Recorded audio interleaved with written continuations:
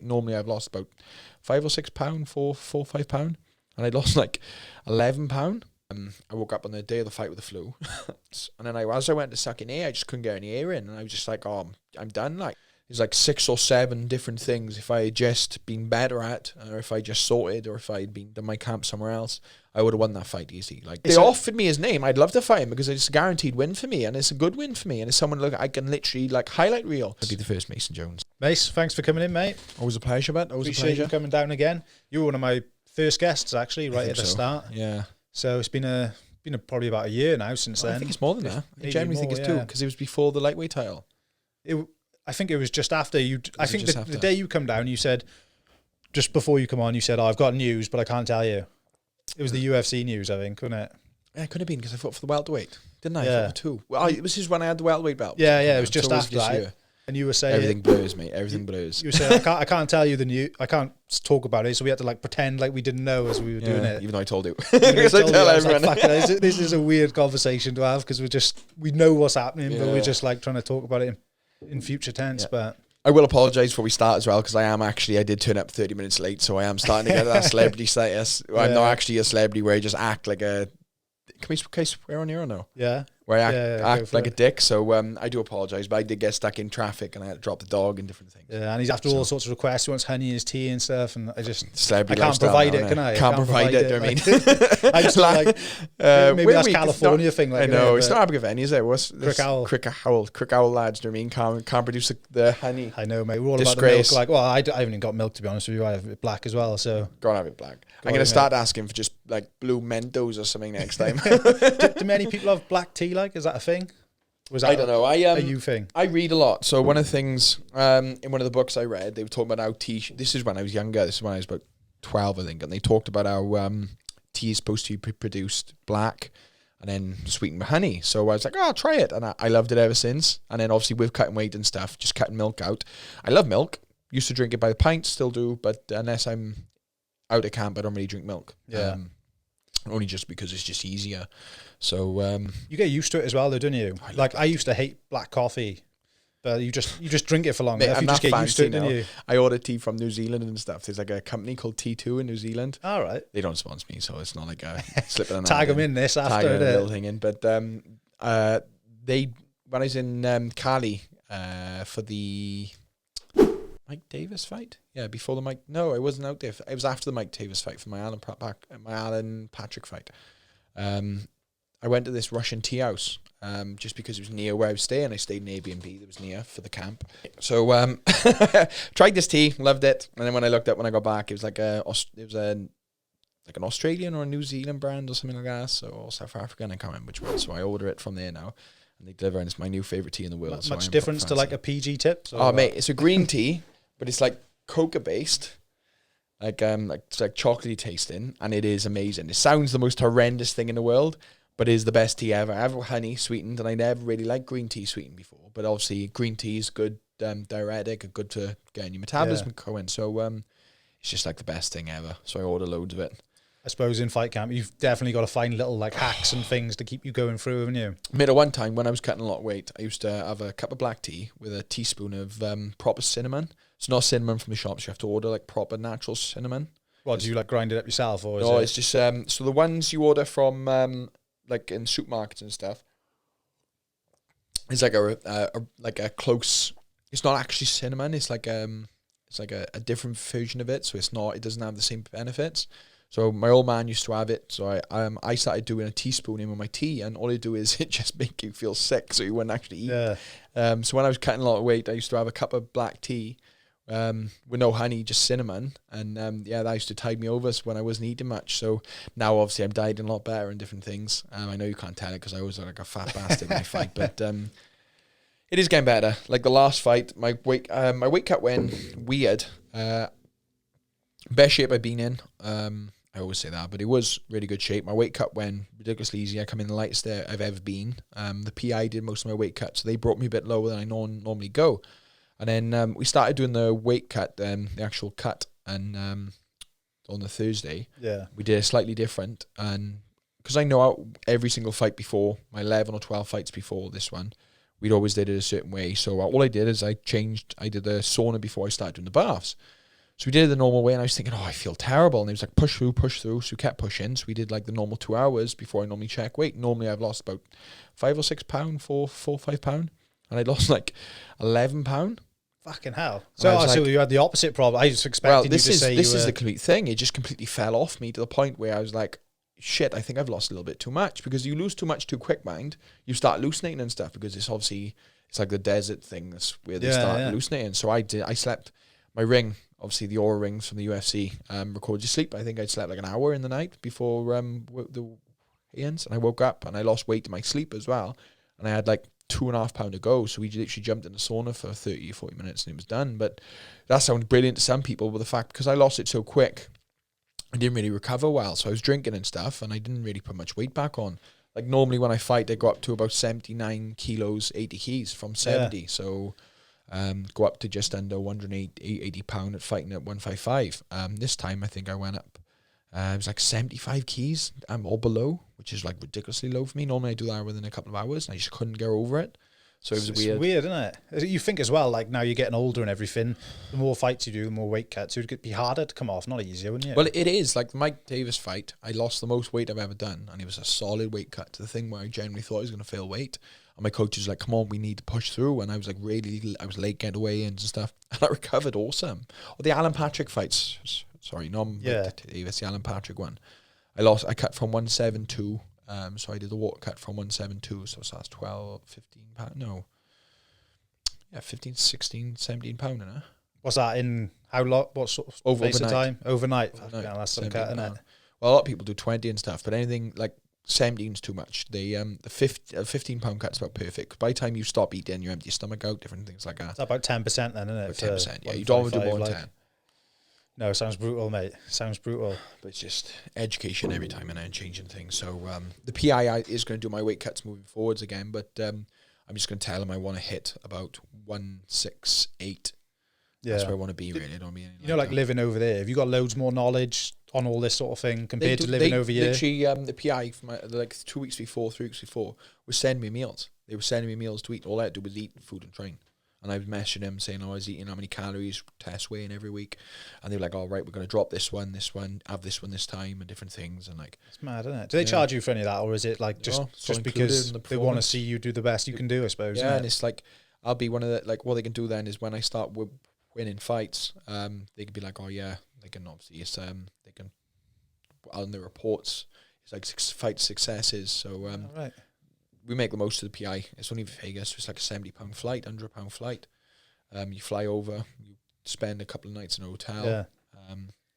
Literally lease a car because it's cheaper than Uber, and then this was like 300 quid all in. Yeah. And you get like physio, nutritionist meetings, strength tests, loads of different things. Like I was having problems before my last fight, and I went over 6 weeks out. And they was doing loads of physio and rehab and stuff and telling me what I needed to do and different things. And like, they just do stress tests, make sure it's not going to crumble underneath you and different things. But it just makes it so much better. That's cool, isn't it? Yeah, but I was beat up my last fight. Mate, it was a tough fight, wasn't it? I was beat up before it. So, before I did 19 weeks of camp moving into it because I kept moving my dates back. So I was just burnt out. And then I woke up on the day of the fight with the flu. I had what you need. popped sternum.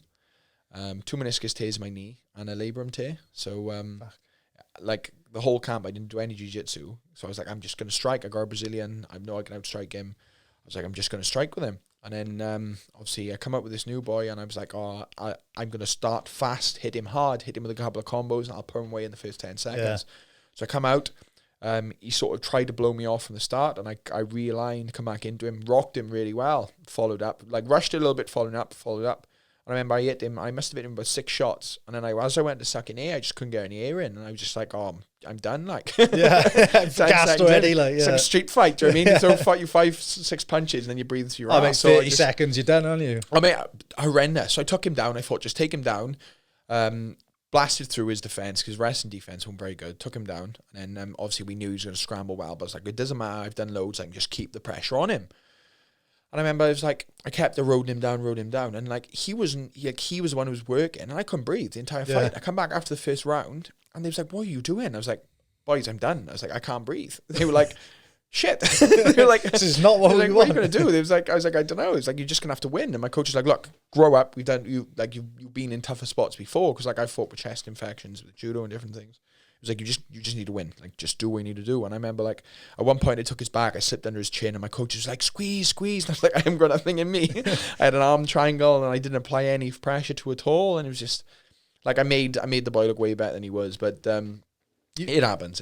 You know, all these things though, like, you know, from the outside, like someone watching it, you never think like you'd have the flu or you'd have all these injuries and whatever. You just watch it and you're like, right, Mason's the best version of himself here now. You just never take into account. Mason's striking's looking shit there, innit? So he's doing this all the time. Well, I wasn't saying that, like, but it was bad. My boxing coach at the end of the fight literally said to me, I looked at him and like, I'm a professional. I've been fighting since I was 6. Like, it doesn't matter whether you win by a mile or an inch, you win. That's all that matters. Like, at the end of the day, all people remember from my Mike Davis fight now is I lost when they look at my record. Or, like, you look at some of the things. I was like, fucking one hell of a fight, though, wasn't it? But it's like, it'll get to the point where they're like, oh, shit, he lost to so-and-so. That's all that matters. It doesn't matter whether it was close. It doesn't matter whether it could have gone either way. Like, I lost. I remember I looked at my striking coach and I went, oh, look, it was shit, but at least I got it done. And he went, put his hand on my shoulder and just went, just don't tell him I'm a striking coach. And then just turned around and walked off. I was like, fucking hell, Ed. So you can tell how happy they was with that. But banter, like. Yeah, and it's like, we talk about it because, like, for me, you remember when we spoke last time, like, I'm very, very harsh on myself. And I've always been like, I'm always going to be my toughest critic and I'm always going to be straight up and real. Like, there's no excuses. Like, so far out of 3 fights, I've had 2 bad performances in the UFC. And, like, that's unacceptable. Like, you need to start cleaning it up. But I got a win, I got a no contest, and I've got a loss. So yeah, it is what it is. It is what it is. Well, mate, I know, like, you obviously coming into the UFC with like a lot of steam, weren't you? And then I just hit a wall, but you crumpled over. That was, and I've been dragging it back to my feet. That was a fight though, which I think, like, I know what you're saying, like with your record, if they just look at that, they take it from that, you had a loss, but. It was a real close fight, wasn't it? That was like really hard to. I just didn't perform at all. Like I told you, I don't think I told you. I told it in interviews before, but there's like 6 or 7 different things. If I had just been better at, or if I just sorted, or if I had been done my camp somewhere else, I would have won that fight easy. Like if I'd been wrestling in Team Alpha Male when I fought that fight, I would have won, because I burnt my legs out before leading into it just by doing too much running because of the 2-week lockdown during COVID. So I was stuck in Abu Dhabi. So I want to make sure my weight was fine, so I pushed too hard, made weight easy, and just burnt my legs out. And I came into the fight, I felt terrible, my legs couldn't really move, and then I just didn't perform.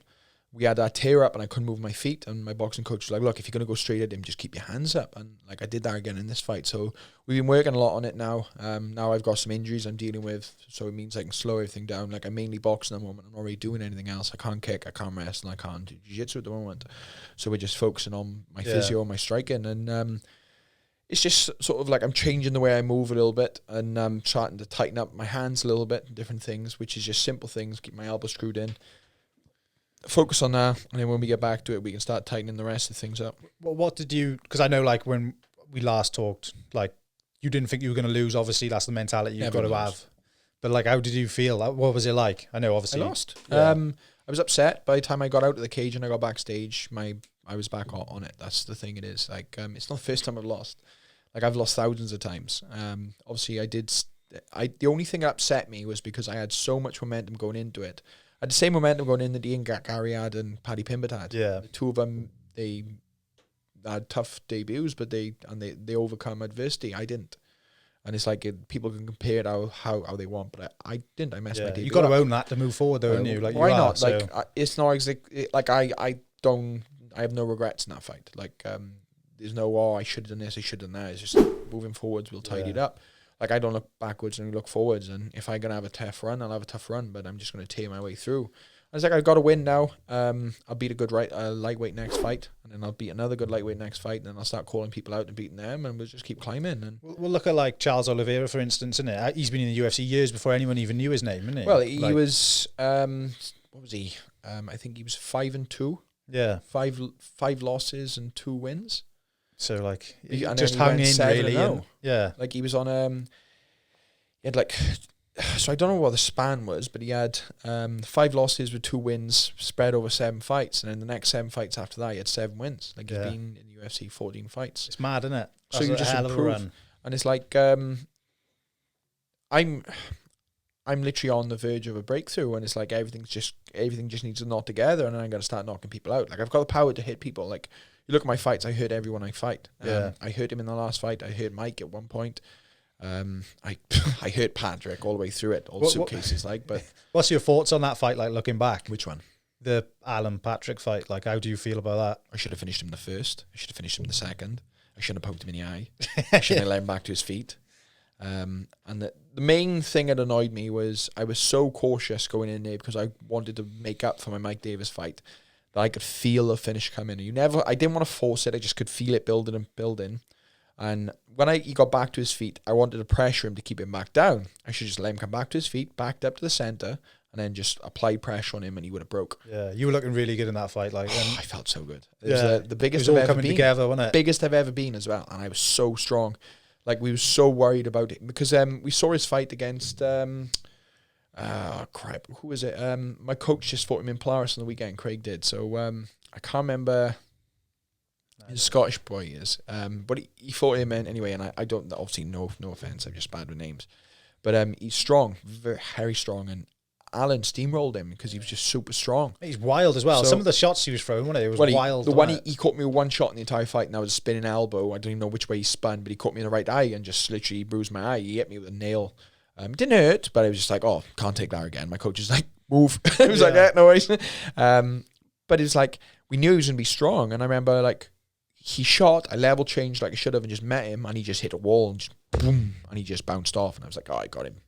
He's weak. Pressured him through, and it just tore him apart, and I was on fire in that fight. And I was still in first gear. I still didn't get out of first gear because I was so reserved. I was like going up a hill. I was like, keep going up the hill, take your time, break him, and then when you break him, we can make, this is going to be something special. Like I was going to knock him out with something special, and like I was like, keep breaking him. And then the second round, they was like, look, they was like, keep it strict. No need to go yet. Do you know what I mean? Just do the same thing again. Keep eroding him.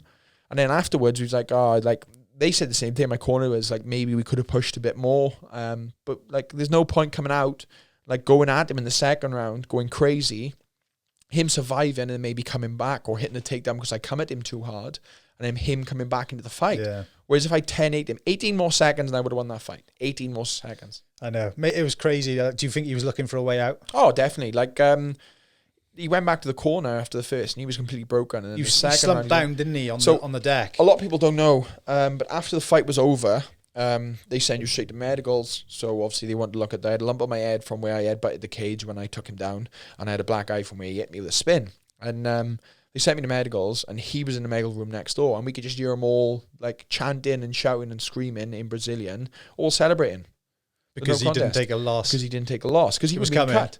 And like I think he earned something like 37 or 32 grand just from the no contest because he's been in there so long. I was like, because obviously UFC fighters ain't paid the same. It all depends on what contract you're on, different things. So he was celebrating because at the end of the day, that gives him another chance to beat someone. They offered him a deal against me, which he had to accept. He signed the contract, pulled out with a cut to his eye 10 days notice, which is the minimum he could have pulled out without getting in trouble. Said he cut his eye and he'd be ready in 10 days. He'd be ready in 2 weeks, a little over the fight date, because he needed his eye to heal up.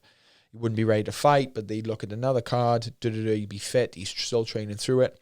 And then he was doing live Instagram story with no mark on his face at all. Really? Yeah, selling suitcases. So, yeah, that guy's dead. So, on to the next. You don't want to revisit that now, do you? No, it was clear. If they offered me his name, I'd love to fight him because it's a guaranteed win for me, and it's a good win for me, and it's someone I can literally highlight reel, because that's what I need to do. I need highlight reel fights. So if they want to dig someone up who's 3-11, I'll happily knock someone out who's on a losing streak. You want to go viral, don't you? That's all you want to do, and people don't understand that because they just look at it. But look at boxing. Sometimes you do have to take your trip from boxing. So in boxing, they guarantee you 10 wins. I'm not about that. I want to make sure I earn them. But having a fight that's a bit easier would be nice, but I don't mind a nice tough test. But Yeah. I do want to start building those highlight reel knockouts and start showing people exactly what I can do. And it is going to come, but it'd be nice to have a couple of easy ones. It'd be nice. Do you watch Chael Sonnen at all? Yeah. Like his bad guy thing. He always talks about you want to fight the worst guy for the most money,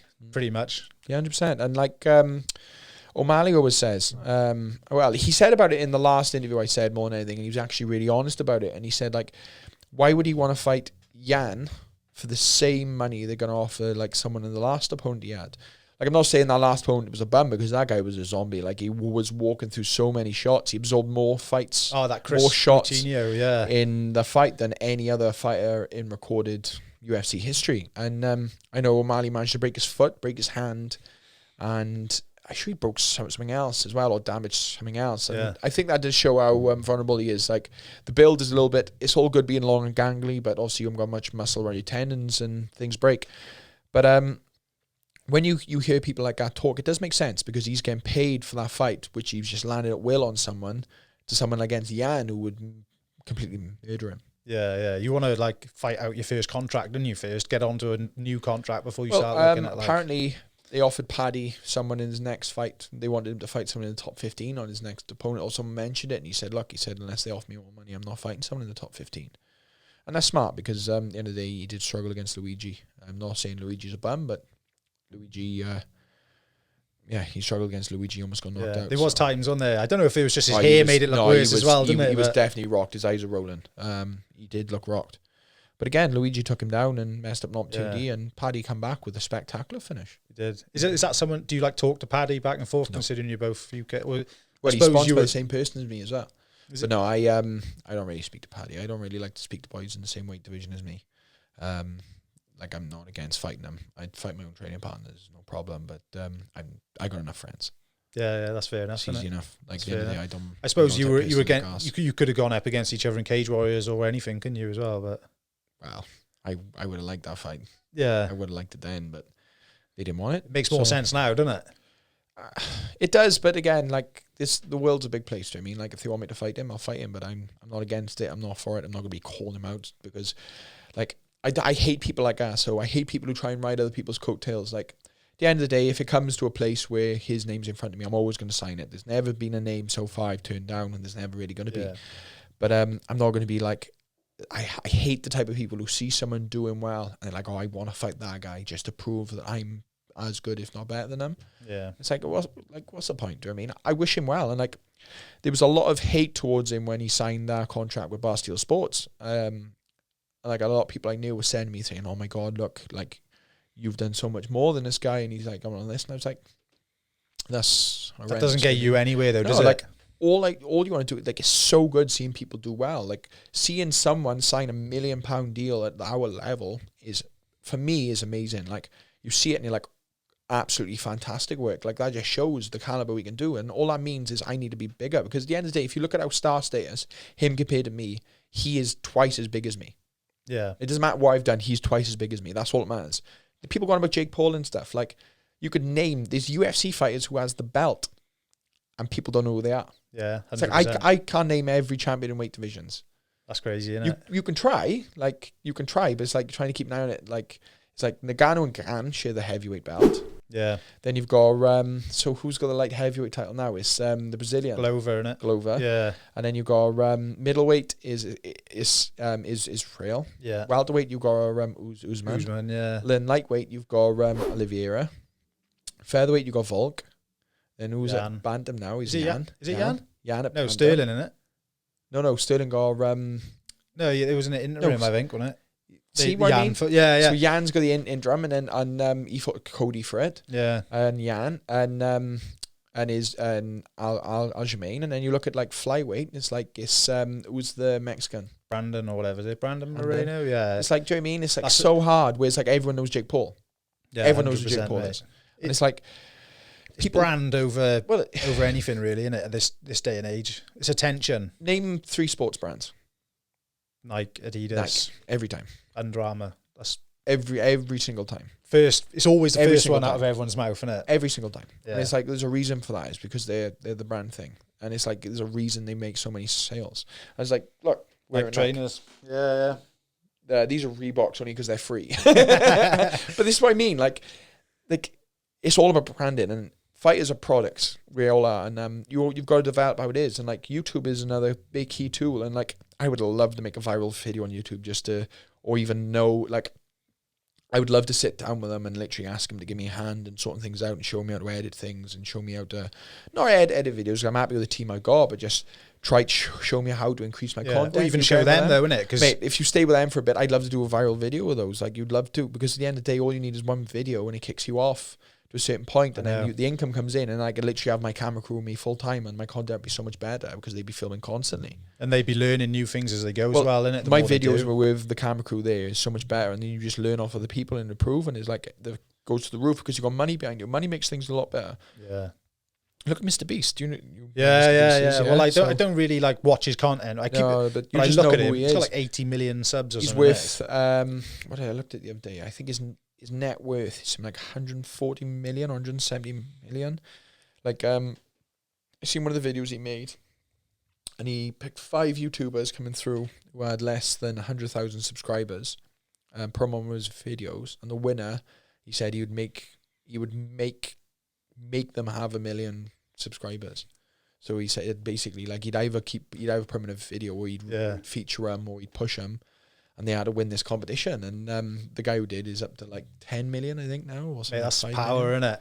Do you know what I mean? And it's like you just can't argue with stuff like that. And they just learning how to do things and learn how to do things properly and just live the lifestyle. Because at the end of the day, like I'm thinking of retiring. Like what am I gonna do when I retire? Like I don't want to be fighting BKFC. I don't want to be stuck in this place where like I've got no money. I want to be this and I want to be building this power. And it all becomes like, if you've got a clothing brand and you've got 100,000 subscribers and you start a clothing brand, you're gonna make about 100 sales. 1 in 1,000. You're right, mate. If you've got some 1 million, people get it twisted though. They think got 1,000. Do you know what I mean? They think if they've got like 10,000 subscribers or whatever, that's gonna sort them out. Like I've only got like 600 or something, and like fucking hell. Even with like people like, oh yeah, when you get to 1,000, you start making money. You're like pence, innit? Pennies and pennies. It is. Well, like I said, I told you at the start. So my subscriber count on YouTube now is 2,000 and something. I think it's 2,100 or something like a, or 2,500. I don't know. It's like it's in the 2,000 range, between 2,000 and 3,000. And the videos I've been putting up with monetization started when I got monetized, all this stuff. So it's only been the last 6 months, and I've been a bit off. My content's been quite shitty, different things like that. And I think I earned like £70 total since I got monetized, which is fine. And like people are like, oh well, how much money are you spending? Because I'm obviously paying an editor to do it all for me, and like normally they were supposed to be filming before COVID, different things, and I haven't dropped the money because I knew they were struggling, and I was in a place where I'd already budgeted in. So at the moment now I'm waiting for a sponsor to get paid so I can put some money away for them and different things.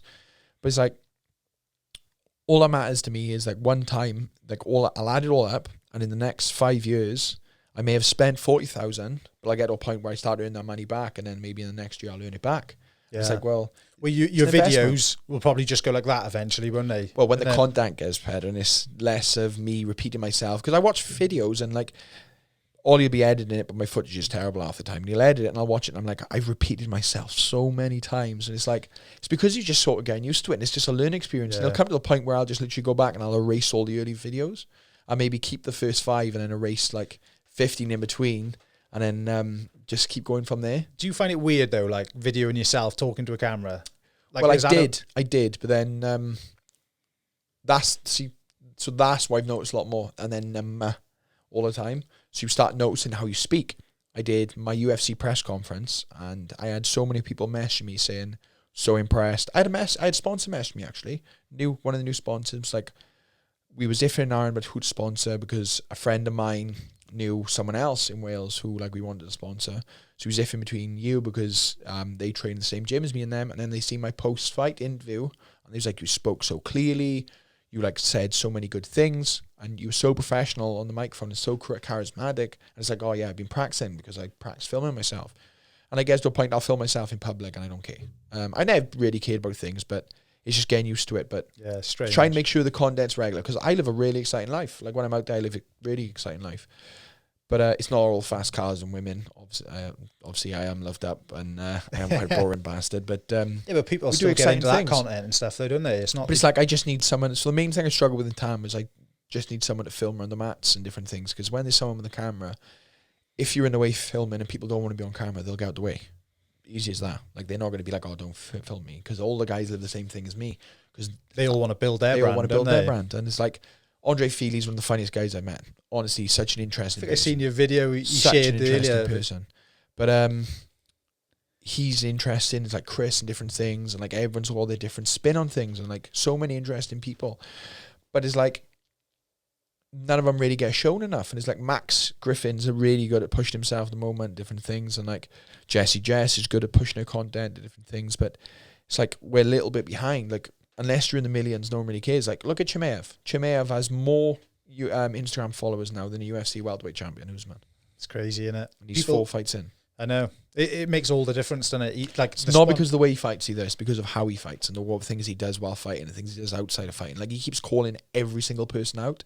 And people love that, and people don't understand. It's like, you haven't got to be a Conor McGregor. You haven't got to be a douchebag. Douche. Funny word. You haven't got to be a dickhead. That's American, man. I know. You haven't got to be a dickhead, but you have got to be exciting. You've got to be interesting. You've got to be doing cool things. Do you know what I mean? And like, people they struggle. So rather than be their own person, they'll try and ride someone else's coattails, or they want to be the next Conor McGregor. I want to be the next Conor McGregor. It's like, why would you want to do that? Be your own person. You want to be the first Mason Jones, didn't you? I want to be the first Mason Jones, and I am a trendsetter. I've set records so far, and I'm only going to get better. I'm only going to get bigger, and I'm only going to get more dangerous. So yeah, I always think back to your Cage Warriors, like the last fight there. Cut awesome promo at the end of that, wasn't it? That made it like that's bound to have. Well, I messed my eyes, isn't it? if I hadn't have done that, apparently, if I hadn't have done that, then I would have been offered more money in the UFC, because I already called for the UFC and said I didn't want to go anywhere else. So they signed me to a lower deal than I probably could have had. So really? Only been a couple of thousand more, but a couple of thousand more would have been off my tax, because obviously we get taxed when we fight and different things. So it would have been a couple of thousand more, but that happened. But then it was an investment, because if I'd won my debut, then that would have gone even bigger, and that would have helped grow my image. But I didn't. I fell over. So we go back up and we go again. And it's coming. It's coming. Yeah. What do you see next for you? Like, have you got March? March, is it? Yeah. So March 19th is in London. I've asked to fight in that card. I don't think I'm going to be on that card. Only because I was one of the later fighters to fight. They already had prospects. They were signing. Had deals to fight on that card, and people they're building in London now who made the most of their debut. Yeah. Obviously, people like Gary, Paddy, Mohammed, Mokev. Yeah, he's just been signed. Jack. Yeah, all these people they're going to put on. There's only a certain amount of British fighters they can put on that card. So I'm targeting the States. I'd love to fight in the UK, but at the minute, I'm happy to fight in the States. Do you think they look at you like more like a States fighter because you're over there regular as well? Is it? I'm vaccinated as well, unfortunately. So that means I can travel back. What do you mean, unfortunately? I didn't want to get vaccinated. No, I didn't really have a choice. Yeah, they do give you a choice. The UFC don't really care. No, I did see Dana talking about it, but it's travel. Yeah, no, it's got to be awkward, isn't it? I've struggled with my lungs since I had vaccination as well. Really? Yeah. Yeah, I don't know whether that's anything to do with it. It could just be anything. One or two? Two. Yeah. I haven't had any. Don't do it. But I'm stuck in Sunny Quigal, so it's not.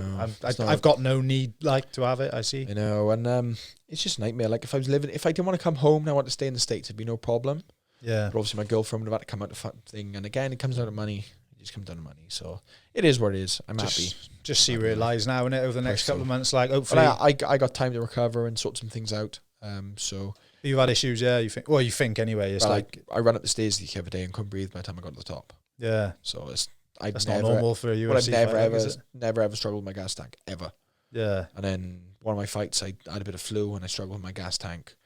And it's just weird things. It's weird. But at the end of the day, what can you do? I can't exactly go back and undo it. And I wouldn't have undone it, because if I didn't do it, I wouldn't be able to go back to the States. And I may have had problems fighting. I may have had loads of different things. So it's a shame that it's even come to that, though, isn't it? That's what I'm gutted about.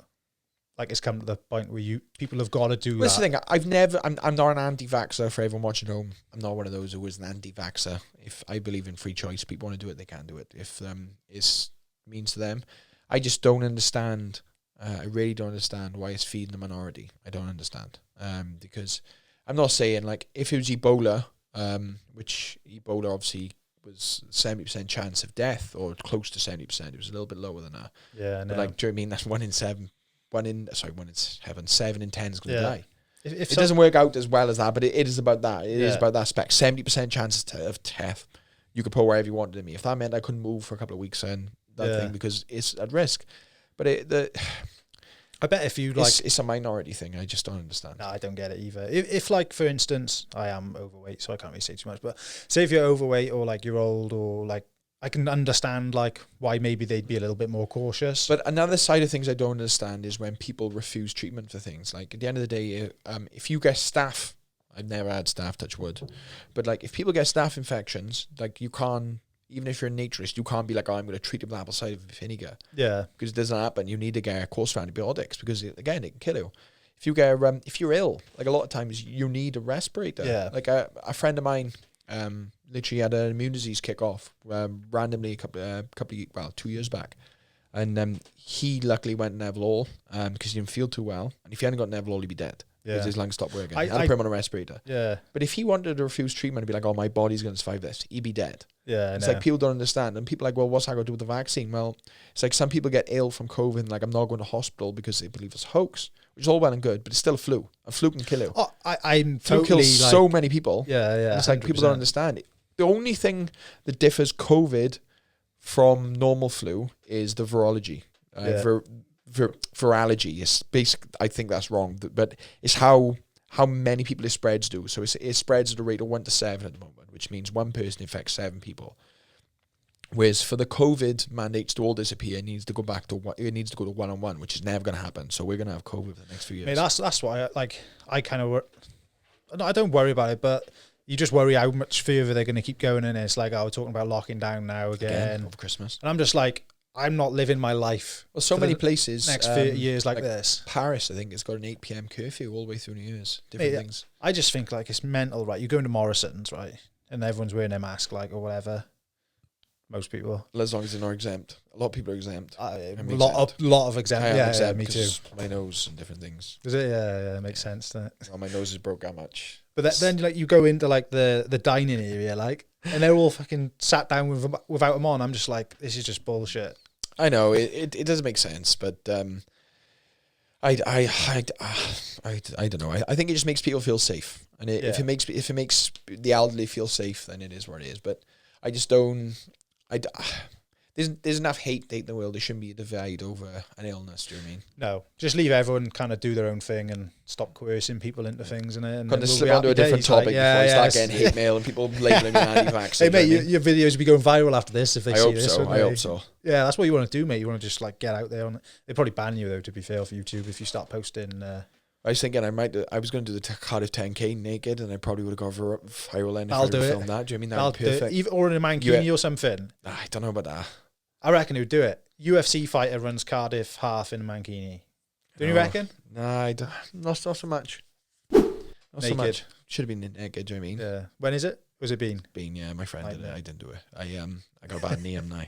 So that's my UFC fighter fails Cardiff half marathon naked. That would have been embarrassing. Just killed in a ball crying on the side of the road. I'm saying now. That would have been fucking class. I got a load of questions actually off some people. Fire them away. Because they send a lot in. I think it's about 8 or 9. 6 there is. I thought it was more than that, but how big is the jump between Cage Warriors and the UFC? Opponent, skill, media, etc. Media, so Score as an organisation, immense. It's literally like going from club football to championship level, basically. Like it's not just like how it looks, it's the security, it's the organisation, different things like that, like the kit, the support, everything is like next level. Just like the PI, like you're talking about, isn't it? It's insane. It's so insane. And like unless you see it, you don't really understand. And it's like so many hoops you have to jump through and different things, and it's just next level. Fighter wise, it's not that much different. Like lightweight's a tough division A anyway, so you fight in high level.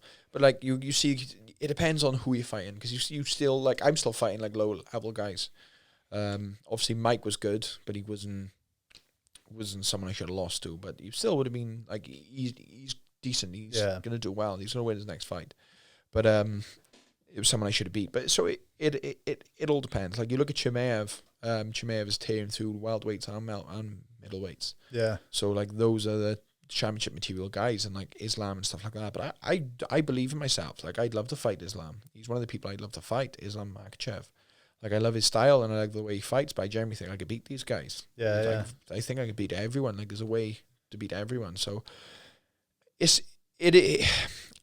a jump, but it's not as big as people think. It's just, again, it all comes on who you fight. Is it how you show up on the night, a lot of it as well? Yeah. Does it make a massive difference? Of course it does. It's got to, isn't it? But, like, there's no pressure. I don't really feel pressure when I fight. I don't. Like, nerves and stuff don't really get to me. It's just, like I said, just sort my weight cut out on my performances. I know, like, you dropped it off really fast last time. Would that, like... We're changing it again now, so I'll try and make sure that we'll weigh a lot more in between, and we're going to set amount of weight that we want to cut at a certain point, so, like, we'll try and slow it down. So, like, if I lost so much weight, we could have had a break in between 30 minutes, brought my temperature back down, have a little rest, and then gone again, because, obviously, you lose it too fast, it's dangerous to me. Well, not dangerous, it just affects you a lot more. And like, it was different. Never get to featherweight, do you reckon? No. Is that out the question? I just want to get bigger. Yeah. Smaller. Well, also, like, how old are you now? 26. Yeah, like, you're only going to start, like, getting bigger, really, aren't you? And I'm too small for welter. I'm not really interested in welter. Well, lightweight's where I want to be, so I want to just get big enough for lightweight. Like, I'm happy at lightweight. Like, maybe when you win the belt, you could start looking at making an appearance somewhere else, but I've got my own plans of where I want to do. And, like, the champ thing was cool, but UFC is a different cut of fish when it comes to that. Yeah. Yeah, well, definitely. And the higher you get up, like, the sports and the weight classes make all that much difference, don't they? 100%. Like, probably in the Cage Warriors. Like, well, yeah, you did. There was a hell of a win over Adam Proctor, wasn't it? But, right. Well, it was Adam Proctor. Well, I'm not saying anything bad about him. Like, no, he's a good boy. He just, I knew I could knock him out. So, yeah, but it's not Usman, like, is it? It's not Usman. That's the difference. Like, yeah. So. If Mason had to stop MMA tomorrow, what other sport would he do? I'm not very good at sports. I don't know. 2 left feet, is it? Or 2 left feet. But I don't know. I do like a lot of extreme sports, like skydiving. I used to skydive a lot. I like motorbikes, surfing, snowboarding. But a lot of them have had to stop. Like, I stopped snowboarding just because like I can't do things half-assed. Yeah. So, like, the last time we went snowboarding, the boys went round, whereas I had a little bang on in the freestyle park, so they went and did one of the runs. I was like, I'm just going to chill in the freestyle park for a bit, and I was doing backflips off the 20-foot jump. Was it? Yeah. Yeah. So all well and good, but they come back and it was like you're supposed to be looking after yourself, and I was like, yeah, it's fine. He was like, yeah, I know, but you injure yourself pretty bad, couldn't you? Going a bit mad. So I was like, yeah. So like, a lot of things I've stopped, but I do like a lot of extreme sports. Again, I love to go and hang around with Cerrone, do some of the shit he does. Have a play around. That'll be fun. It's like, I'm young, I'm 26. Like, a lot of these things, I want to be out. I don't want to be in this sport in my late 30s or my mid 30s. I want to be in and out. By the time I'm 32, 33, I want to be looking for an exit plan. So then I can start enjoying my life. Yeah. There's things I can do. Like, obviously, it's probably not going to happen. Like, most people don't get championship fights till their 30s now.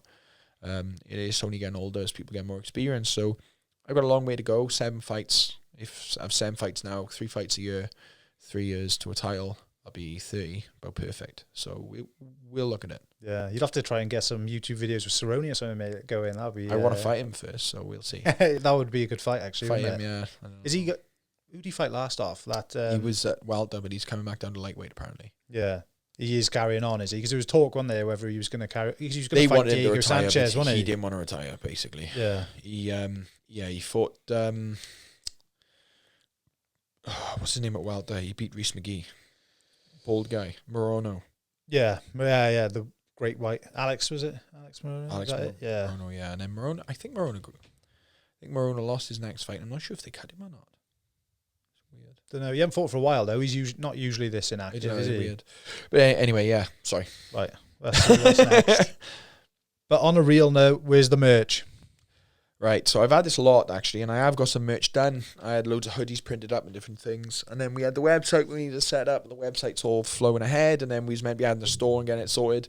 Because I'm in between bases at the moment, I've just been making excuses, and then I had some bills to pay, taxes overdue, and different things. So I've been pumping my money into that. The merch is coming soon. It is. I'm going to spend some time with the graphic designer now, get it all knocked up, get some stuff printed, pump some money into it, get the store set up, and then get my parents to send it out when I'm away. I need to just sort all that out. Nice. You could probably do it in a way like where you could get your design drop shipping. Yeah, that's kind I of. was going to look into it, but because I don't really care about making money, it's just nice to be able to again. It's the brand, isn't it? Yeah. Eventually, it will turn into that, won't it? Yeah, the money, but I was looking. I just need to drop shipping's the way forward. I just need to put some effort into it and have a look into it all. Yeah. The guy who edits this podcast now, like he's like a graphic designer and stuff as well. Do you do drop shipment? Don't know if he do that. He may look into it. He's just quitting his job now to go out and on his own to do it. Also, maybe he may look at that. Give something like a that. message. Yeah, I will. Right, what's next? Have you ever heard of the expression "geeks to the moon"? I don't know what this is about. Geeks to the moon. Yeah, might be. So I do. I may be wrong, but there's I do interviews with the geeks. So it might be them. Guillotine Geeks, is Guillotine it? Geeks. Yeah. Shout out then. Shout out to the boys. Again, I've been quite bad with interviews lately. Like obviously I was 30 minutes late to this one. I missed a couple of them. So we managed to do one the other day, and then my phone. So actually, funny one for you. I sat at the table doing an interview with them, and I had to turn the phone upside down because my knee slipped halfway out of the socket while I sat at the table. Yeah, I've had problems with my knee, but I don't need surgery. I've just been doing physio, and we blasted my legs in the session before it, like really burnt my legs out. I sat at the table talking to them in an interview, and I was just sat there like bumping my legs and moving, and I must have just my leg twitched and my knee slipped halfway out. So I turned the phone upside down, lying on the floor, and would get my brother to come across, like pull my foot, try and push my knee down. They have all this on the because I flipped the phone upside down. I don't think they clicked what's going on because I'm nuts anyway. So I think they must just thought I was like, oh sorry, I had to go chase the dog, but my knee had slipped out. Fuck it up. They would have loved having that, but they can't. And then my phone died after that. So yeah, mad. But big shout out to the Guillotine Geeks. Radio. What's next? Ask him why he doesn't stop at a red light before turning right in America. He'll know. So that's probably off Chris actually. So for people driving in the US, in California especially, I don't know what other states it's in, but you turn right through red lights. Right. You can always, so obviously you're on the right hand side of the road, so it's like in the UK turning left through a red light, so it's a short turn. As long as there's nothing coming, no one's merging the other way, you can take a left through. In the UK, you could like obviously take a left. Yeah. So in the US, near where we were staying when my coach came out, there was a hotel, red light camera. So what that means is obviously same as red light cameras here. If you run a red light, you flash the camera. So I was on the way back, been doing this route, don't know how many times, red light, stop, nothing, come in, turn right, kept going. So I didn't actually come do a complete stop. I did a rolling stop. So I slowed right down, looked and went through. Red camera went off and they sent a letter through. So I need to get sorted because they're trying to find me for not stopping at a red light. What? Even though you're legally allowed to go through right turns, but you have to come to a complete stop. So I'm hoping they don't try and do me for it because at the end of the day, it's a bit petty, do you know what I mean? It's like something I'm legally allowed to do, but because I didn't come to a complete stop. I suppose it's a less strict, like they would obviously compare it to actually a stop junction. Yeah. But our stop junction is a lot more strict than turning right through a red light because it's completely clear. There was nothing coming. I slowed down, I looked and I went, but I just didn't come to a complete stop. I think I slowed like 3 miles an hour. Oh, fuck. So yeah, it's just a bastard. Because will they try and like affect your visa or anything? Or is it it's minor in it? It's nothing like that. So out there's not even any points. They just send you a fine. Like I could be wrong on that, but when I did it all, their driving test is piss easy. Like I've got a California driving license. Cool. But it's a fine for running a red light of up to £500. Fucking hell. I know. And that was my third one I had in that thing. So you're prone to it, like? Right, it was like the first one I had. I was rushing, and a car actually. We went to go through the amber light, and the car in front of me, like, because he was going to get caught, he swerved in front of me, so I had to brake, and the light went off, and I think it did him and not me because I had to swerve out the lane. And then another one, then I rolled over the line while stopping, so I stopped and I rolled a little bit over the line, and the camera went off, but I didn't get letters for them too. It was just one where I took a right turn, so I need to get sorted, but I'll sort it when I get back. No, I'll go back on your driving, mate. You got to work on your driving, I think. I'm a bad driver. I am. I'll admit it. Me too, mate. I've been flashed like a ton of times by speed cameras, but never actually had anything sent through. It's mad. It's that just car luck, registered to your address. Well, they're like, why do they keep sending me it? You need to check your license plate on the way out. You might have done something dodgy on it. Like. I like that. Anyway, I'll keep it on if it is. Keep it on anyway. There, aye. So I don't wash my car. That's probably from Chris Gonzalez. Chris is obviously a good friend of mine, D1 level wrestler, fights Bellator. absolute. I don't know if I should say people's names or not, but it says No, but Chris is Tusky 10 or something on here. Oh, Tuss. Yeah. So Tuss is actually the social media girl for Team Alpha Male. Right. She does the Team Alpha Male social medias. She does Vibe Health Bar, and she does a couple more. She's an Aussie, and she wants to start doing that. I'll start throwing her under the bus for being illegal. So big shout out, Tess, if you're watching, my illegal immigrant friend. So if you want to play this game, I'll immigration after you. Do you know what I mean? You'll have to tag her in this. She'd be like, Nah, she's getting married actually. She isn't married. She's been married to a Yank for 2 years, but she's going through green card at the moment and immigration. So I'd always wind her up calling him an immigrant because obviously she's illegal at the moment.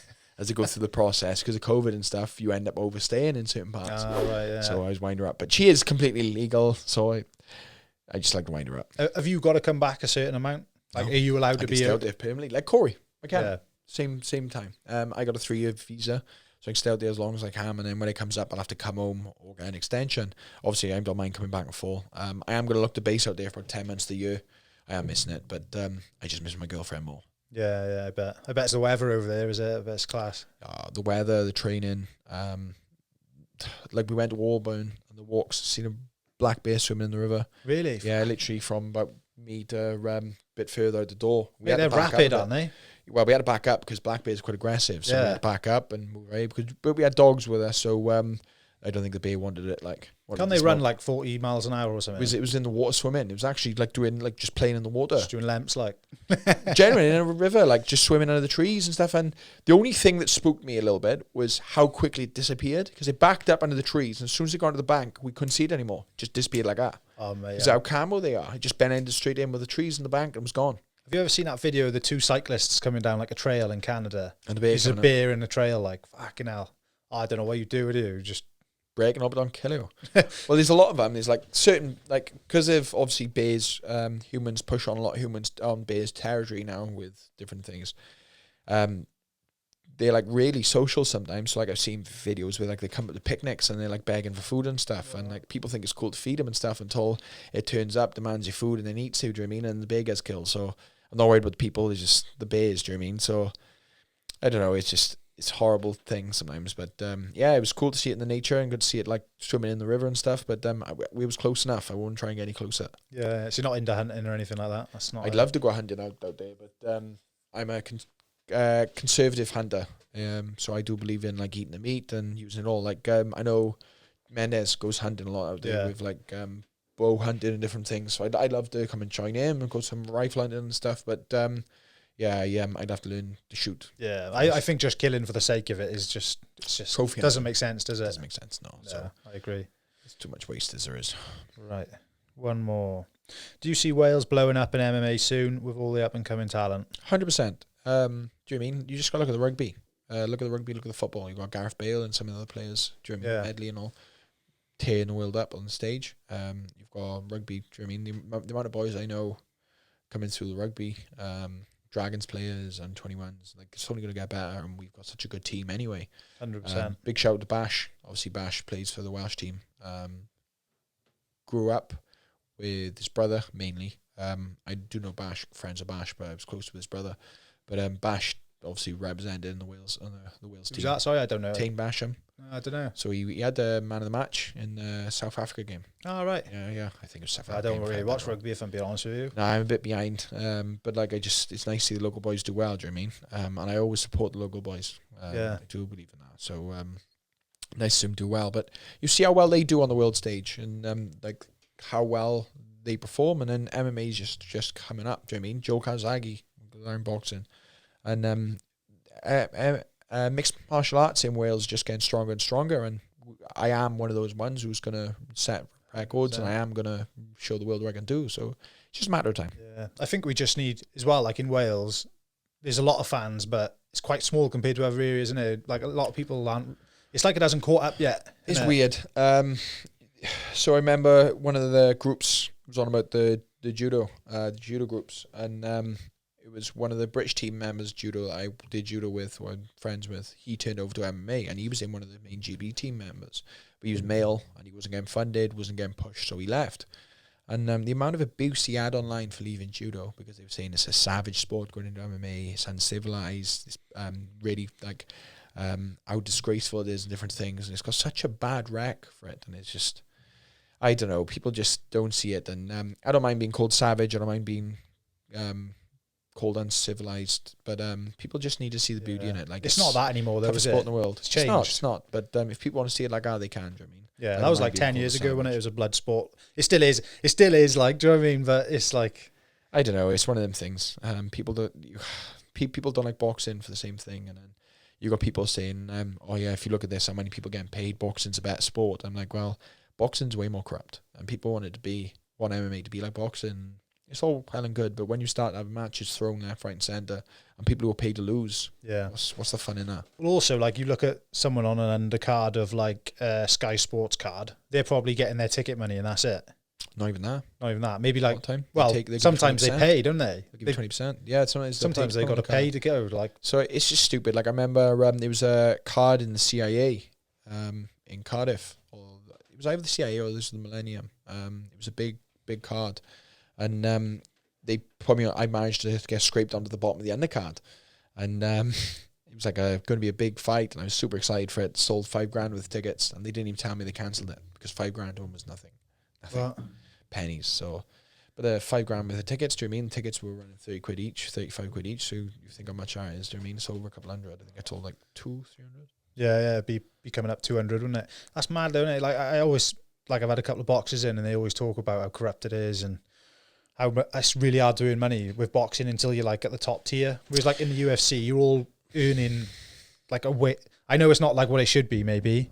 It is. The only thing that's hard is like obviously the tax brackets. Like I fight in the States, and I think after this fight I had $10,000. Really? Yeah. I should have had about 24, because $24,000, isn't it? Dollars, and I had about $10,000. But it's paying coaches and all that. No, just tax and stuff. So they take 40% off you. Look. Fucking hell. Because it's it was the Vegas tax rate, which people are like, oh yeah, but Vegas hasn't got a tax rate. Yeah, it's because I'm not a tax resident of Vegas. Income tax is free in Vegas if you're a tax resident, but I'm not a tax resident of anywhere in Vegas. So something you can sort out. There's loopholes you can exploit, but it's like, so what happening is now at the end of the year I can claim all the money back I lost in tax, but that'll cost me lawyer fees to claim it back. So it'll cost me about $3,000-$4,000 to claim the money back from 2 fights. So I'll get a lump through in the end, but it's just money you have to chase up, do you know what I mean? Yeah, that's crazy, isn't it? So you live in quite like... I don't live off my purses. No. My fight purses are not livable. Yeah. Like people say, well, how would that? Like you see fighters fighting for 50, you had 50k bonus. And I'm like, well, yeah, I didn't get taxed on either. I was in Abu Dhabi, but by the time you pay your coaches out, different things, and like, I do believe, like, my coaches don't care. They've literally said to me, like, if you can't pay us, don't pay us. It's all good. And I've always been fair with them. Like my coaches get 10% of my purses each, 3 of them 10% each, 30%. My manager gets 20, so I'm losing 50% through that. Then all the expenses come off me. Yeah, because like that's the deal it's going to be. And like maybe when I start getting like $500,000, we can start looking at percentages, because I don't really want to give them $50,000 each. Yeah. But like we'll look at it then. But like at the minute it's.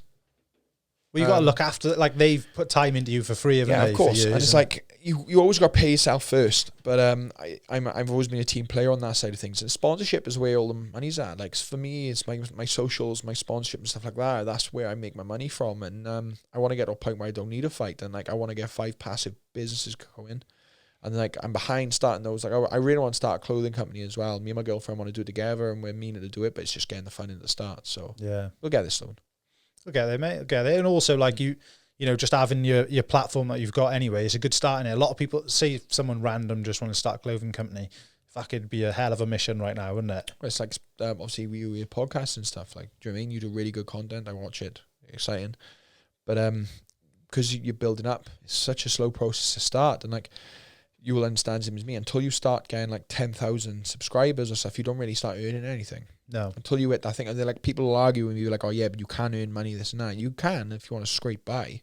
But and until you hit 10,000 subscribers, nothing really takes off. But the more followers you gain, the faster you gain. So like for me, so I fought on my card, obviously my last fight, and Jess fought on the same card. So she was close to the top of the main. She was on the main card. I was on the bottom.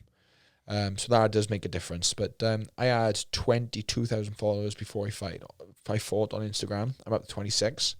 She had over 300,000. I think by the time she finished, I think she was like over 450. Yeah, mad, isn't it? Because the more followers you have, the faster you gain. And obviously the main card affects different things like that. But it all depends on where you are on the card, how exciting you are when you fight, different things. Like if you start knocking people out left, right and centre, or doing what Chimaev does, all of a sudden now he has enough money off his social medias to run him for life. Yeah. Do you know what I mean? And then now all that does is attract more money. Like the UFC want to pay him more because he's exciting. Yeah, it's exponential, and it just starts off, it trickles, doesn't it? And then it just takes off. Yeah, well, we'll have to work on some viral video ideas, mate, innit? No. Want to stop shooting or something? Save a day, do you know what I mean? Yeah. That's what you should do. You should plan in days out to record, I suppose, isn't it? And like, have an idea what you're doing before, I suppose. This is the thing, and it's like when I start earning more money that I can get a camera crew on, we can start planning things out, like what we're going to do, different things.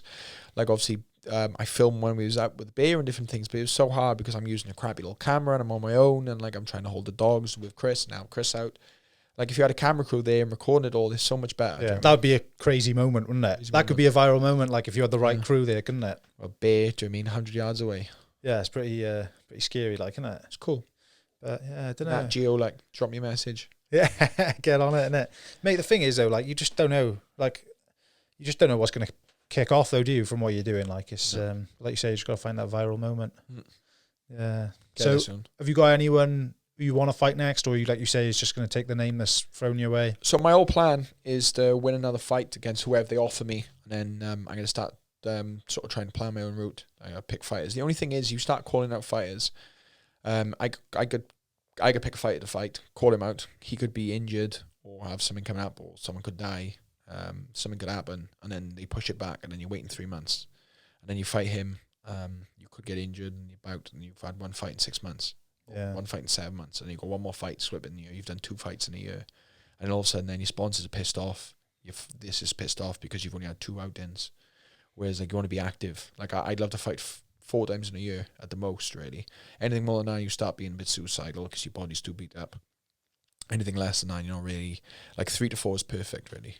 Yeah. You don't want to be Cerrone and fight 5 times because it's hard, but hard on the body, hard on the head, hard on the lifestyle. But if you're doing like 3 to 4, then do you know what I mean? You get that, you catch it at the right time, and you just pick up the traction. Yeah. You want to get to the top as well, don't you? You don't want to just like burn out now this age, do you? You want to, of course. Yeah, pick it wisely. Well, at the end of the day, you need about 5 to 7 fights at a title, really. At the minute now, I've got 1 win underneath me, so I need about 5 more. Yeah. So you look at 3 a year, that's a year and a half to a title fight. Yeah. With cancellations and stuff, it's 2 years. 2 years away, I'll be 29. Yeah. We like shitting it that you weren't going to get your last fight? Like if they couldn't find someone? Was that like no. Well, they were 100% going to find someone? It was just, I needed it, so I didn't worry about it. Because like at the end of the day, I couldn't do anything more. I did everything I could. So if they didn't, I would have been pissed off, but I would have just had to push it back and fight somewhere else. And then it is what it is. At the end of the day, I got the job done. Boring, but I got the job done. I hate wrestling. I hate fighting people in wrestling. I want to be exciting, and wrestling someone and not actually doing anything is the worst thing. Like I had people messaging me afterwards, literally saying like that was a terrible fight, different things. And like, well, I got the job done though. I got the job done though. People you know, or nah, his friends, I think. Oh, is it? Bitch and stuff. I bet you get some abuse then when you're fighting someone. That's exciting. I was talking shit to him in the fight as well. Yeah. The thing is, all that though, just get your algorithm going, innit? Just fucking keep hitting me up. It is what it is. Do you know what I mean? Mess me as much as you want. Post it. Do you know what I mean? Tell him I post it on and say like what robbery it is. Happy days. I get more followers. Happy days. So are you training in Celtic Pride now? You're back? Or? I haven't actually because my knee's been bad. So I've just been boxing loads. I popped in to say hello and different things, but I've mainly just been boxing.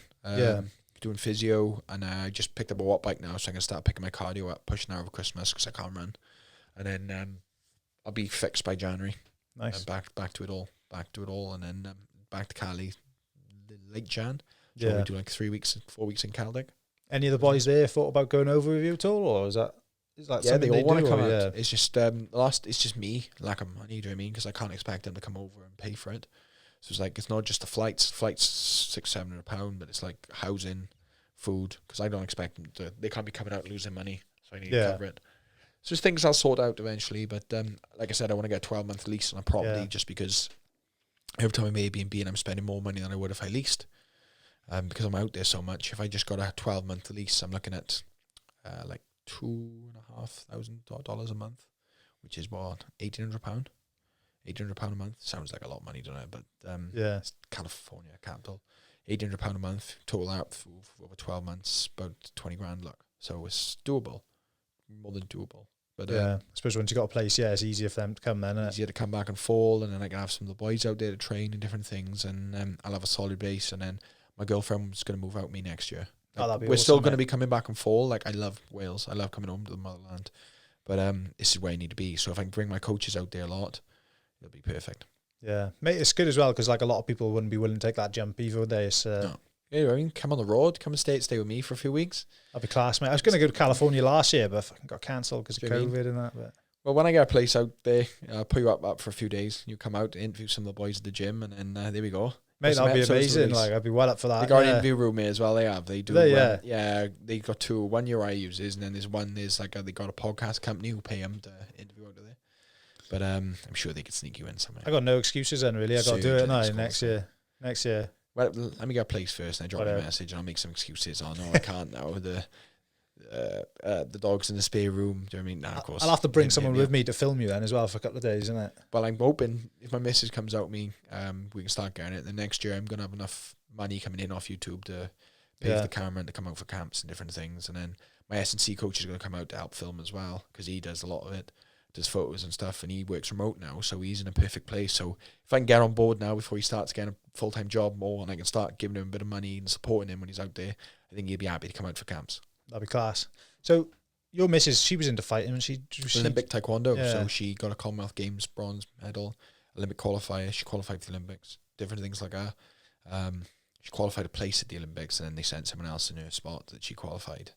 But yeah, she's had a rough last 2 years really. She had problems with different things, and then she had problems with her hip and different things, so she hasn't really been training much. She's literally just getting back. She's teaching tonight. I was meant to be going there, and then I forgot I agreed to interview with you, so she wasn't that happy with me, but I'll buy her flowers and makeup and apologise. But it was good for her to go on her own, to be fair, because she's such an outgoing person, and I try not to coddle her too much, but I am really protective when it comes to her because I know how hard she's had it with different things. So she's doing well. I'm super proud of her, and she qualifies for law next year. Obviously, I shared something the other day about Innocence Project out in... I don't think it was Innocence Project. It was somewhere with the same things about a guy who was on death row for something he didn't commit. Yeah, I've seen you share that, yeah. Mate, so dodgy the US is. Like, there was evidence that... the DNA evidence that he didn't do it. It was witnesses who admitted that they got forced into testifying. It was like the jury called him the N-word when they said he should go to prison for life, and then the judge overruled it and gave him the death penalty. There's loads of stuff like this, and he's like can't read, can't write. His lawyer didn't turn up to the proceedings, and it's like he's gonna die for something he didn't do. And it's like it's makes you sick, doesn't it? Well, my missus that's her goal in life. She wants to save as many people as she can. I just see it as inevitable. Do you know what I mean? Like, it's just the southern states are so racist. They are, like, so many people, and it's like when people say about police being dodgy and different things out there. It's like the best thing I've said is if you've got 1,000 good cops and you've got 4 bad cops, and the 1,000 cops don't stick up or don't point out the 4 bad ones, and you've got 1,000 or 4 bad cops. And 100%. It does make sense. And like, obviously, I'm not saying I've got so many friends who are in the police department. The police departments here, I've got friends out there in the police departments, and like, it's not that. It's just the fact that like, it's such a tough job, and it's such a job that people don't understand. Like, they're looked at so much because you are in the limelight. Like, at the end of the day, people don't want you. No one ever wants to see a police car ever, unless something goes wrong. That's the only time you ever want to see a police car. Because at the end of the day, if you drive and you see a police car, you panic. Don't matter if you've done nothing wrong, you panic. I know, you're always thinking like, oh fuck, what have I done? Is my tyre, is my this, is my... You see police in the street and you're like, oh, here they come, what have I done now? And then as soon as someone gets robbed, you're like, why aren't they turning up? Like, what's taking you so long? You're taking ages, do you know what I mean? And like, I'm in need and you're not there. And it's like they're so pressed and they get so much abuse, but it's like, it's what you sign up for. At the end of the day, you can't tell me they don't know. They know exactly how it is. Like, I have friends who are police, and they said they know. A lot of the police friends I have don't like other police officers. They said they're all dicks. But it's like, that's the job you're in. Do you know what I mean? You are the more in the limelight than I am. Yeah. It's the same as me. Like, I can't exactly, like, I would never put political views on Instagram. Like, not saying I got political views because most of the time I don't care, but like, I would never put like vaccine posts up on Yeah. Instagram because it's not something I agree with. Like, you don't need to. Like, I'm in a position of power which can entice kids. And like, I don't like, it was like when you had celebrities who was like when in the UK when they had like when the elections are coming up, you had people who were saying like anyone who votes Conservative is a dick, or do you know what I mean, and all this. And it's like, well, you're in a position of power. You can't abuse it to that extent. Do you know what I mean? Like, it's not good, man. Do you know what I mean? You've got to let people build their own point of views. You know, like, it's only for me, I reckon, the last 2-3 years that I've even like, everyone's got so into politics in the last couple of years, haven't they? I didn't even know what was what or who was who before all this. I remember I did a test once when I was boxing, and they asked me who the Prime Minister was, and I said, look, I can't answer you. And I said, I don't, the last year I've had that much going on. I said, I haven't looked. I think it was because I was like 18. I've been in Brazil for 3 months, and I just cut off. I don't watch the news, don't read newspapers. I stay away from all mainstream politics. And he was like, what do you mean you don't know who our Prime Minister was? And I was like, well, I don't know. I was like, you can't test me for an intelligent test and ask me why I don't know something when I told you I don't follow politics. And he looked disgusted. And I was like, well, it's like, I still vote. I was like, when I need to vote, I vote. But I've been away from the country for 6 months. And like, it wasn't something I was interested in. But it wasn't affecting you either, was it? I think no, and it's like affecting everyone. Still, so. like, I believe in voting 100%, but I usually spoil my ballot because, like, one, I don't spend enough time to look into it, and I won't just make an uninformed choice, and two, I don't really believe in the party system. I don't think it works. But that's my personal view, and like, I wouldn't turn around and be like, I wouldn't tell anyone anything apart from make sure you vote. Like, make your voice heard. Well, everyone make their own choice, isn't it? It's like, some people, like you say, they're like, oh, if you vote Conservative, I'm fucking done with you. Well, do you see people protesting when Conservative when the Labour lost? Yeah. It's like, how can you protest a vote? Yeah. That's literally democracy, innit? If you don't want that, it's you've not got democracy, though. This is the thing. We're not a democratic nation. I know it's supposed to be. Not right now, it feels, is it? We've never been. Do you know what I mean? It's like all of them. All it is just people who will win or people complain. It's just always the way.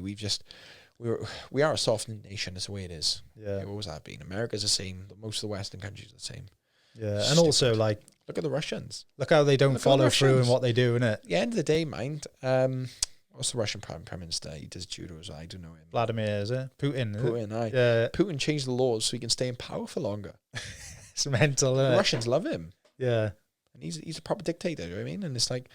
Do they love him, though, or they just can't say? Well, most of the Russians I met like him. Do they? Yeah. But look, it was like when Donald Trump came over, there was more protests for Donald Trump than it was when the Saudi leader come across, who were responsible for, who'd been charged with war crimes for mass genocide and different things. And there was more protests for Donald Trump than it was for him, because it all comes down to the media. Yeah. But it is what it is. Massively Again, that's not... I know, maybe politics. we could go down some rabbit holes, like, couldn't we? Definitely. But yeah, I don't know. Have you got anything else you want to talk about, or you? So we talked about fight plans. We talked about, like, I got a little bit of injuries. We talked about my previous fights. We talked about the questions. I talked about moving to Cali, maybe. Obviously coming back in full. My coach is coming out. Like, I do believe in sticking with my team. I got one of the best teams in the world. My coaching's next level. Bringing my coaches out will definitely up it. My girlfriend, obviously, we talked about her and her plans. Yeah, I think we discussed most of it, to be honest. Yeah. Any random facts about yourself? No. Mate, I did like a podcast with a guy who started to do podcasts the other day, and he asked me that, and I was just like, I literally don't know what to say. But you right on the spot, didn't it? Yeah. Random facts. Random facts about me is a tough one. Obviously, we've already done the whole champ thing. That's a bit been there, done that now. So we're on to the next thing. But I was the third person to do that. I think my strike rate, when we looked into it, my significant strike rate is quite high for the lightweights. My strikes, I think I'm averaging quite high. My weight, we talked about that as well. I normally recover up to like 80 kilos. So I think in California, I can't really fight in California because they probably try and make me go up a weight because I recover too high. So stay away from California. The tax rate's too high anyway. So if you put on too much, fight, you put on too much, and they try and move you up. We talk about the UFC. I've got a good one. So we can talk about Team Alpha Male. Talk about the guys there. So a lot of people don't understand one of the reasons I got Team Alpha Male. One of the things I'll say, it's not because of the coaching. It's not. I got really good coaching here. You got really good coaching in the UK. Jiu-jitsu is really high. The wrestling out in the US is better. Full stop. Don't care what you say. Don't care your arguments. Better than in the US. There's D1 level college wrestlers. It's like saying, do you know what I mean? It's like football or soccer for the US fans. In the UK, is way higher level than it is in the US. Yeah, way higher. Way higher. 100%, If you're in the US and you want to be a pro football, I mean like soccer obviously, but a pro football, then you'd have to come to the UK because it's way, way better. Do you know what I mean? Or you go to... Yeah, we look at David Beckham when he went over there. Exactly. He's on fire. So, for the US is that, like, but the amount of sparring partners, like I was training for this camp, because I was in camp for so long, with so many good high-level guys. I was sparring with Ock at one point. Ock won the ONE FC lightweight championship. Yeah. Won the title. And like we just haven't got that opportunity. If you just don't. Yeah. And the amount of bodies, and like Jack's in a good place, sure, because obviously he's built his gym around him and he's got sparring partners there for him. I tried that, tried pulling people in, and it was just too hard with COVID and work and different things. And like I had good high level guys, but I just didn't have the wrestling there really. I need to improve. And you move and go. So have you ever thought about training with them, or is that not like with Jack and all that? I trained with Jack before. I've done and stuff there. Yeah, it's good. It's just I'm happy with my team, and I'm happy in the US. With to do your own thing as well, haven't you? Yeah, and I am my own person. Like I said, I don't ride coattails, so I'll do my own thing. Yeah, that's fair enough. Can't remember what else I'm going to say, so just shout out to my sponsors. That's a good one. GSJ Recycling's a new one. Recycling plant out in Wales. They're one of the only ones in Wales to actually be able to recycle cars. So big shout out to those. Thanks for the sponsorship. But yeah, if you want to recycle your car, send it down. Well, you've seen the one on the drive. You could almost do with it. I just got rid of mine actually. Sold mine for parts. So the UK, because so I'm gonna be borrowing cars. I'll buy a new one after my next fight. Tatami Fightwear just signed I just agreed to a new contract with them. So again, one of the biggest brands in the world when it comes to jiu-jitsu. Yeah, they got awesome gear as well. It looks class. Their kit's getting better. They just sent me a massive K-bot package. So check my Instagram out at MasonJones95. I just put a video up my kit from them. Have a take a look at their website. I think they still got some sales going, so get on them. SD Sealants. I'm meeting Nick. I'm meeting the owner this week to re-agree a contract. But the guy, again, they're doing massive things. SD's growing massively. I think I'm sure they've expanded again. I do know they have, but I'm not going to say. Is that a local company as well? SD, yeah, it's built based down in Newport, I think now they are. But they're one of the biggest sealant companies in Wales. I think they're one of the only sealant companies in Wales. So they produce like plastic sealants, and they repair like worktops and different things, and seal buildings and all sorts, and repair yachts and all sorts. They're mad company. So yeah. So they still sponsor me. I think my contract runs out tomorrow, so I'm renegotiating with them Friday. So big shout to SD. Watches of Wales. Can't say enough. If you're if you want to buy a watch, get into Watches Wales. They're based in Cardiff, but they'll deliver anywhere in the UK and the US. I know there was who's Katy Perry's husband? What's his name? Don't know off the top of my head. What's his name? He's famous. Google it, minute. I need a Jamie, don't I? Do you know what I mean? Do you ever watch Rogan? Yeah. But anyway, I know they sold watches to him and all sorts. There was meant to be for Katy Perry's birthday, and that didn't end. Saying Russell Brand, they're not still together, are they? It's not, no, That's fucking. What's his name? Oh, God. You'll tell me now. What's his name? Orlando Bloom. Orlando Bloom. Yeah. So they sent Orlando Bloom a watch and all sorts. They're very mainstream. Yeah. So they accept crypto as well. So big shout out to Watches Wales. And then you into your crypto? My old man and my brother is. I needed money. So I've been quite low on funds with all the camps and different things. So I'm only just starting to get back in the positive, and I got taxes sorted out. But I will be investing in crypto.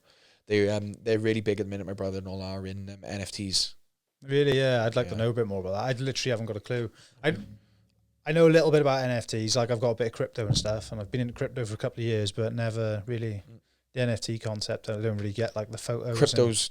I do agree with all they say is crypto is the next thing coming forward. It's going to be bigger and bigger. And when you look at like economies crashing and stuff, like Turkey went crashed. It's just a good escape because you change your money over to crypto when the currency starts crashing and you don't lose any money. Yeah, Otherwise, you lose everything. I know, it's just hoping it's just quite a volatile game anyway, isn't it? But the system we're in is a losing one. Yeah, 100%. and there is ways you can invest money into things that you know will maintain value. Things that will only grow by a percent. Same as like Coca-Cola and stuff. Like if you invest stock money into them, but it's easier to pull money out than it is in stocks and shares. So yeah, it's an easy way to get money put away that you don't have to worry about taxes or banks or different things or currencies crashing and losing value. I had someone explain gold to me. It's basically like there's only finite amount. Yeah, exactly. So then every time they print more money, like the value naturally of gold the value decreases. of it's going to rise, isn't it? So rise, sorry, yeah, but it actually the value stays the same, doesn't it? Because the money's worth less. The value of pound, for one, is based on gold. But if everybody liquidated their amount into gold from pounds, there's nowhere near enough gold. No. So it's just overprinted. Money's a made up concept, like. Especially now, because no one's accepting cash, and they are slowly easing cash out. So when they do, all you're going to have is numbers on the screen that someone tells you is worth this amount. You can buy food and house with, do you know what I mean? Yeah. A lot of problems with that. But again, crypto, I don't know. Will they regulate it? If they regulate it, it'll go through the roof, and the banks will start fucking getting involved. And if the banks start getting involved, then it's really going to go through the roof. But yeah. My old man says he's trying to get on top of it before they do, because he's adamant they will get it. They will regulate it in the end. If they regulate it, and they pick certain ones as well. But if they regulate it, then he said you won't be able to get involved because the banks will throw that much money at it. You'll be screwed. So get in while you can. Well, they're not going to allow people to make. This is why NFTs are big at the moment. So NFTs blockchain as well most of the time. So blockchains obviously they can't be replicated. There's only a finite amount. So NFTs, the ones they look at is all the way it is literally like buying art. So instead of buying a Da Vinci piece, you'd buy an NFT artist, and if they get big, then the price goes up, and you're the only person who would own that limited edition piece. So like they're getting digital frames. They just won. I think my old man just bought a ball, swing ball. He's getting a digital frame because there's this big picture of a ball. What? So it's just buying art pieces basically. Is it just getting in early basically at the minute, isn't it? Yeah, because it'll only increase. So. Yeah, I just don't like. It's hard to. I know, like obviously, it's limited to payments on the blockchain and all, but I don't understand it. It's quite hard to understand, isn't it? Well, apparently, I can't remember what the place is called. I've had this conversation around many times, but there's, I can't remember where it is, but there's a place at the moment where if you invest 100k into their national Bitcoin, they'll give you citizenship in that country for your crypto. El Salvador, is it? El Salvador, yeah. So if you become a national of El Salvador and you get citizenship, then even if they regulate crypto, you don't pay any tax on your crypto coins. So if you change all your money, all your income in from pounds into crypto, and then all the profits you're making free profit, do you know what I mean? Or free losses. Yeah. But you're not getting taxed on it either way. So it's crazy, isn't it? Because I know they tax it here, don't they? Yeah. But if you're a citizen of El Salvador, though, it's an easy way to, you're not avoiding tax because you're still paying tax on your income. But if you're earning money from crypto and you start knowing what you're doing, you start earning money, it's a good way to earn big money. Like I know a couple of people who are into it who all their income is in crypto. They literally, as soon as it's coming in, they change it over. They don't own pounds anymore, or dollars. Well, I know if you've got, say, like, I think it's like £100,000 in like crypto.com, every time you spend on your card, they'll give you 8% back of whatever you buy. You could go buy a car, it's 8% off. Spotify free. Spotify free. It is crypto.com. Spotify free. Amazon Prime free. Netflix free. At the end of the day, you get rid of Sky because no one loves Sky anymore. Just put everything on there and you sorted. Do you know what I mean? I've got like, on this one, it's paying me like 10% APR or whatever, just holding like my Ripple in there. It's mad. It's a totally different I don't have world, any cryptos at the moment. Like I said, my income's always been tight with different things, but we're starting to get to a point where I can. And when I start getting in the US and start living off my dollars and start building some sponsorship out there, then it means that the pound coming in that I'm sponsored with in the UK, I can start using that. And I'll start having to play it. Is it more mainstream over there than it is here at the minute? Yeah, because it's on the UFC as well. In Uriah's, I know a lot of boys who are flat out into it, and they're all making money. Yeah, they are making money. But again, you got to know what you're doing. You can't just jump in and be like, oh, I'm going to buy, I don't know, like £1,000 worth of Ethereum, or shitcoin. Do you know what I mean? And I go through it. But if you switched on, like, when you're being switched on doesn't mean you have to read books. Like, at the end of the day, if you're on Twitter sometimes, if you're on Twitter and you followed Elon Musk and you grind to Dogecoin just before you make his announcement, you would have made millions. I know, it's millions crazy, isn't it? Yeah. So. And they're all the ones people, like the actual traders, tell you to avoid, isn't it? But get in the right time, you just never know, do you? But, just got to be educated. Yeah, you got to. It's all trying to figure out who you follow, isn't it? Like, well, the thing is, like, I know, like I said, my old man's into it, and he does irritate me because, like, my girlfriend asked him a question at the table the other day, and he turned around, he was like, "Well, you need to educate yourself on it." And I'm like, "Well, how are we supposed to educate ourselves if we ask you a question and you don't answer it?" Do you know what I mean? You'd be like, "Fuck you, Mason." Burn your house to the ground, he keeps on. Go back to the States. Yeah. Get out of here, son. Right, we'll leave it there, I think, anyway, mate. Yeah, I appreciate you coming down. Appreciate having it on. Awesome. Always a pleasure. Cheers, mate. We'll do it again sometime. Hopefully, next time we come on, I'll have more news for you. Yeah, no doubt, mate. No doubt. Get some more wins, innit? 100%. Catch you soon. Cheers, buddy.